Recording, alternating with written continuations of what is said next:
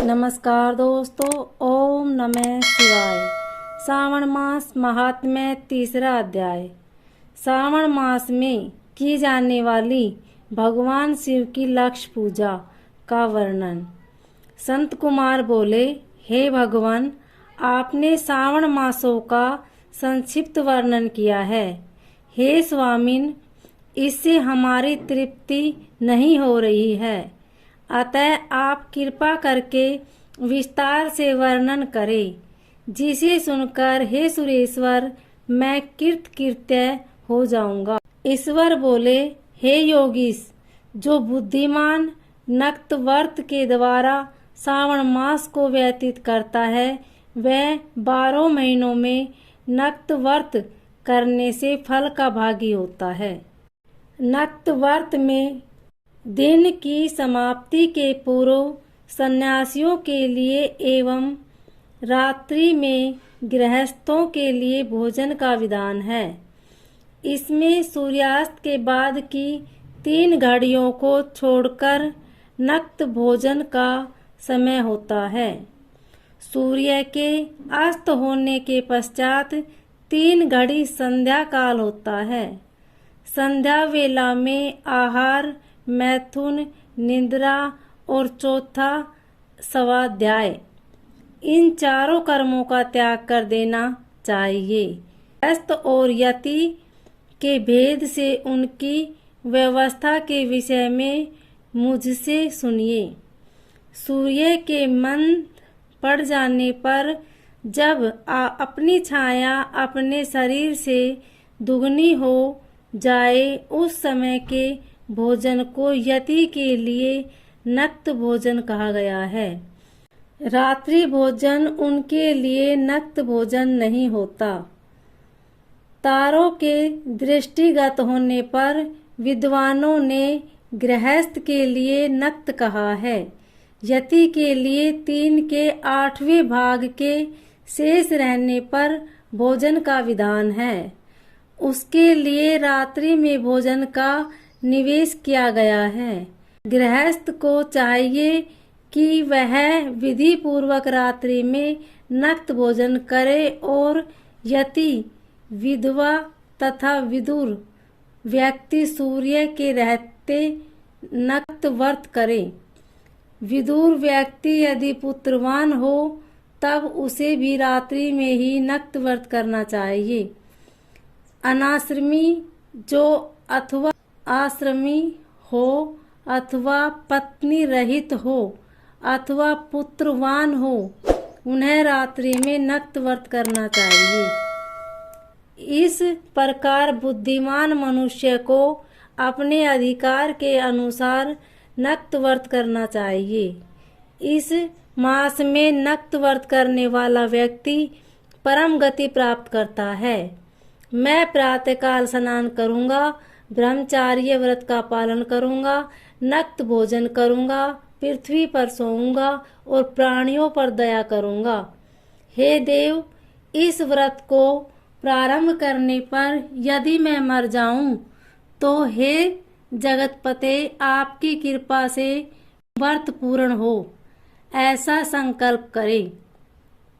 बुद्धिमान व्यक्ति को श्रावण मास में प्रतिदिन नक्त व्रत करना चाहिए। इस प्रकार नक्त व्रत करने वाला मुझे अत्यंत प्रिय होता है। ब्राह्मण के द्वारा अथवा स्वयं ही रुद्र, महारुद्र अथवा रुद्र मंत्र से महीने भर प्रतिदिन अभिषेक करना चाहिए। हे वत्स, मैं उस व्यक्ति पर प्रसन्न हो जाता हूँ, क्योंकि मैं जलधारा से अत्यंत प्रीति रखने वाला हूँ। अथवा रुद्र मंत्र के द्वारा मेरे लिए अत्यंत प्रीतिकर होम प्रतिदिन करना चाहिए। अपने लिए जो भी भोज्य पदार्थ अथवा खूब भोग की वस्तु अति प्रिय हो, संकल्प करके उन्हें श्रेष्ठ ब्राह्मण को प्रदान करके स्वयं महीने भर उन पदार्थों का त्याग करना चाहिए। हे मुने, अब इसके बाद उत्तम लक्ष्य पूजा विधि को सुनिए। लक्ष्मी चाहने वाले अथवा शांति की इच्छा वाले मनुष्य को लक्ष्य बेलपत्रों या लक्ष्य दुर्वादलों से शिव की पूजा करनी चाहिए। आयु की कामना करने वालों को चंपा के लक्ष्य पुष्पों तथा विद्या चाहने वाले व्यक्ति को मल्लिका या चमेली के लक्ष्य पुष्पों से श्री हरि का पूजन करना चाहिए। शिव तथा विष्णु की प्रसन्नता तुलसी के दलों से सिद्ध होती है। पुत्र की कामना करने वालों को कटेरी के दलों से शिव तथा विष्णु का पूजन करना चाहिए। बुरे स्वप्न की शांति के लिए ध्यान से पूजन करना प्रशस्त होता है।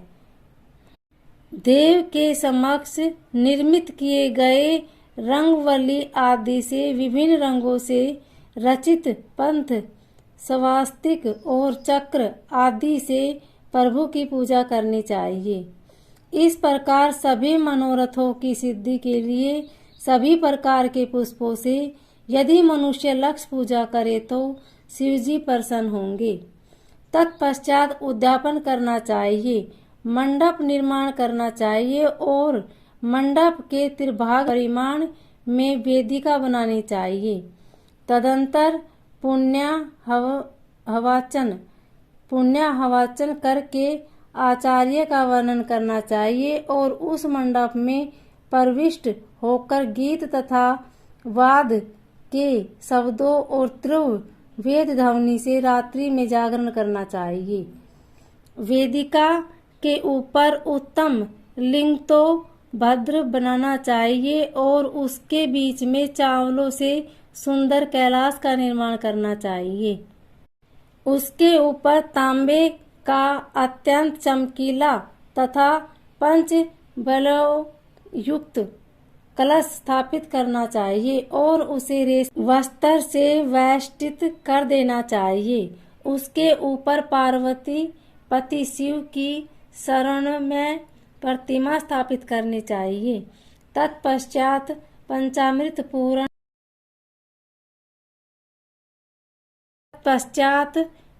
पंचामृत पूर्वक धूप दीप तथा नैवेद्य से उस प्रतिमा की पूजा करनी चाहिए और गीत वाद नृत्य तथा वेद शास्त्र तथा पुराणों के पाठ के द्वारा रात्रि में जागरण करना चाहिए। इसके बाद प्रातःकाल भली भांति स्नान करके पवित्र हो जाना चाहिए और अपनी शाखा में निर्दिष्ट विधान के अनुसार वेदी का निर्माण करना चाहिए। तत्पश्चात मूल मंत्र से या गायत्री मंत्र से या शिव के सहस्त्र नामों के द्वारा तिल तथा घृत मिश्रित खीर से होम करना चाहिए अथवा जिस मंत्र से पूजा की गई है उसी से होम करके पूर्ण आहुति डालनी चाहिए। इसके बाद वस्त्र अलंकार तथा भूषणों से भली भांति आचार्य का पूजन करना चाहिए। तत्पश्चात अन्य ब्राह्मणों का पूजन करना चाहिए और उन्हें दक्षिणा देनी चाहिए। जिस जिस वस्तु में उमापति शिव की लक्ष्य पूजा की हो उसका दान करना चाहिए। स्वर्णमयी मूर्ति बनाकर शिव की पूजा करनी चाहिए। यदि दीप कर्म किया हो तो उस दीप का दान करना चाहिए।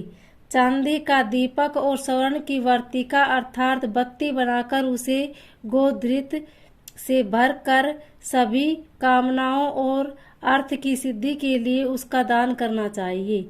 इसके प्रभु से क्षमा प्रार्थना करनी चाहिए और अंत में 100 ब्राह्मणों को कराना चाहिए। हे मुने, जो व्यक्ति इस प्रकार पूजा करता है मैं उस पर प्रसन्न रहता हूँ। उसमें भी जो श्रावण मास में पूजा करता है उसका अनंत फल मिलता है। यदि अपने लिए अत्यंत प्रिय कोई वस्तु मुझे अर्पण करने के विचार से इस माह में कोई त्यागता है तो अब उसका फल सुनिए। इस लोक में तथा परलोक में उसकी प्राप्ति लाख गुना अधिक होती है। सकाम करने से अभिलाषित सिद्धि होती है और निष्काम करने से परम गति मिलती है। इस गति में रुद्राभिषेक करने वाला मनुष्य उसके पाठ की अक्षर संख्या से एक एक अक्षर के लिए करोड़ करोड़ वर्षों तक रुद्रलोक में प्रतिष्ठा प्राप्त करता है। पंचामृत का अभिषेक करने से मनुष्य अमरता प्राप्त करता है। इस मास में जो मनुष्य भूमि पर शयन करता है उसका फल मुझे से सुनिए। हे द्विज श्रेष्ठ, वह मनुष्य 9 प्रकार के रत्नों से जड़ी हुई सुंदर वस्त्र से आच्छादित बिछे हुए कोमल गद्दे से सुशोभित देश तकियों से युक्त रम्य स्त्रियों से विभूषित रत्न निर्मित दीपों से मंडित तथा अत्यंत मृदु और गरुड़ाकार परवाल मणि निर्मित अथवा हाथी दांत की बनी हुई अथवा चंदन की बनी हुई उत्तम तथा शुद्ध शैया प्राप्त करता है। इस मास में ब्रह्मचार्य का पालन करने से वीर्य की दृढ़ पुष्टि होती है। ओज बल शरीर की दृढ़ता और भी धर्म के विषय में उपकार होते हैं, वह सब उसे प्राप्त हो जाता है।